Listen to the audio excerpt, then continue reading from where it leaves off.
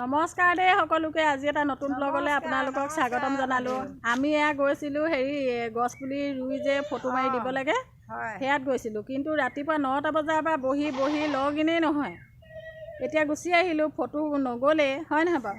কিনো এইবোৰ গছ পুলি ৰোৱা উলিয়ালে ছাৰহঁতে, বৃক্ষৰোপণ উলিয়ালে, কিন্তু এপটো যিটো দিছে সেইটোত ফচফচকৈ চলিব লাগে হয় নহয় বাৰু। এতিয়া আকৌ আমাৰ ভয় লাগিছে, আমি এতিয়া ফটো পঠিয়াব নোৱাৰিলোঁ, কিজানি আমাৰ এই 10,000 টকাটো নোসোমাব বা।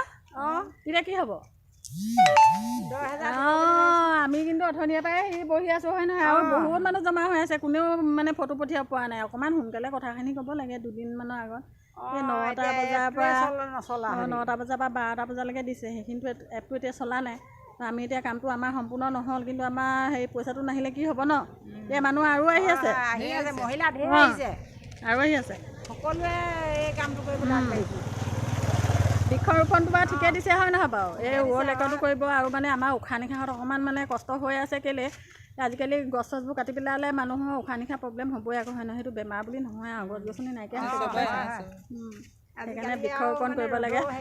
আজি ফটো পঠিয়াব নোৱাৰিলেও কিন্তু আমি গছ ৰুম আকৌ হয় নহয়। ঠিক আছে, হ'ব দিয়ক।